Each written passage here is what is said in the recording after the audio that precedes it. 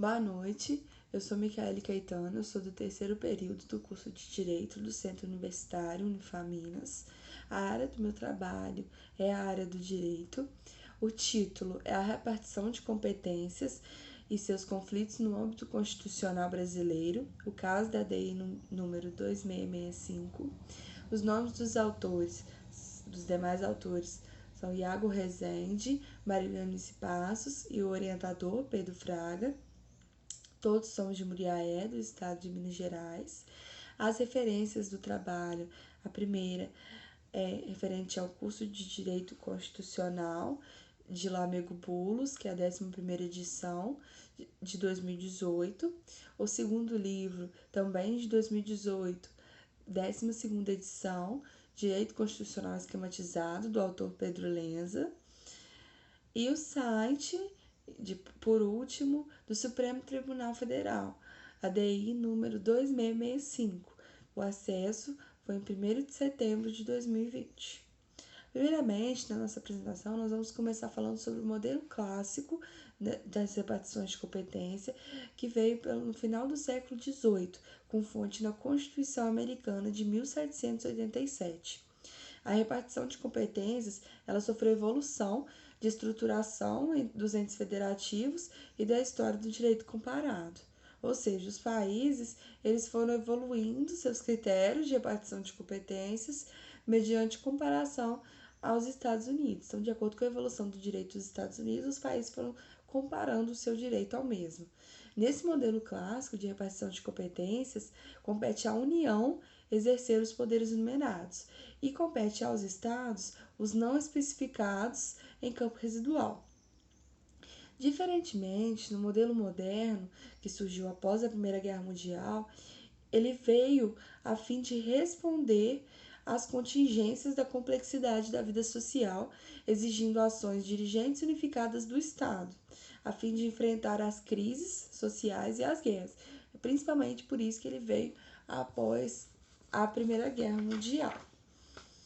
Nas constituições do modelo moderno, bem descritas as atribuições exclusivas da União, as hipóteses da competência comum, ou seja, da administração, as hipóteses da competência concorrente, ou seja, da legislação, a concorrência entre os entes, a primazia da competência federal, a competência da União, inclusive, ela deve se limitar à competência somente das normas gerais, e o Estado e Distrito Federal cuidar das normas suplementares.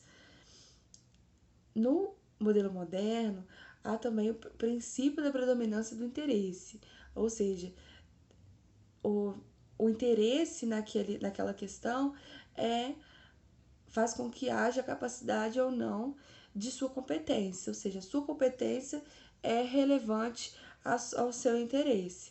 Entretanto, estava tendo uma dificuldade em identificar qual ente que era responsável pela efetivação do interesse. Assim, foi adicionado as técnicas de repartição de competências ao contexto da estrutura política. O critério de classificação do modelo clássico e do modelo moderno é a enumeração ou não das atribuições, diferentemente do critério de classificação do modelo vertical para o modelo horizontal, que é a existência ou não do condomínio entre os entes federativos para a sua realização, ou seja, a cooperação ou não entre os entes. No modelo horizontal, que está previsto no artigo 21, 22, 23, 25 e 30 da Constituição Federal de 1988, não há concorrência entre os entes, ou seja, cada qual exerce suas atribuições nos limites fixados pela Constituição Federal, sem subordinação e sem hierarquia entre as atribuições deles. No modelo vertical, no artigo 24 da Constituição Federal de 1988, a mesma matéria ela é partilhada entre os entes federativos, ou seja, contém, então, uma relação de subordinação, uma hierarquia. Isso a gente vem para a ADI 2665, a ADI 2665. Ela foi uma ação direta de inconstitucionalidade contra uma lei estadual 12.142 de 2002 do estado de Santa Catarina. Essa legislação era sobre a contratação de controles de velocidade para fim de fiscalização nas rodovias estaduais. O relator, o ministro Carlos Veloso, ele entendeu que a norma impugnada não feriu a competência privativa da União de legislar sobre licitação e contratação e nem sobre trânsito. Licitação e contratação está presente no artigo 22, inciso 27, e sobre trânsito no artigo 11. Nisso, a votação ela foi unânime, seguindo o relator, na qual realmente não se feriu a competência privativa da União de legislar, já que o interesse principal era realmente do Estado de Santa Catarina. Inclusive, o ministro Carlos Aires Brito disse que os dispositivos da lei são absolutamente neutros, ou seja, é dispositivo cada um deles, com o qual e sem o qual, tudo permanece tal e qual. O que ele quis dizer com essa frase? Que não importa com a existência ou não dessa lei, no artigo que é previsto na Constituição, nos incisos, não importa a existência desse artigo, não fere a competência da União. Existindo ou não esse artigo, não há o ferimento. Então, a existência dessa competência privativa da União não fere esse direito de Santa Catarina de legislar sobre o seu interesse e não fere também a União a sua capacidade, a sua autoridade de legislar sobre trânsito, licitação e contratação.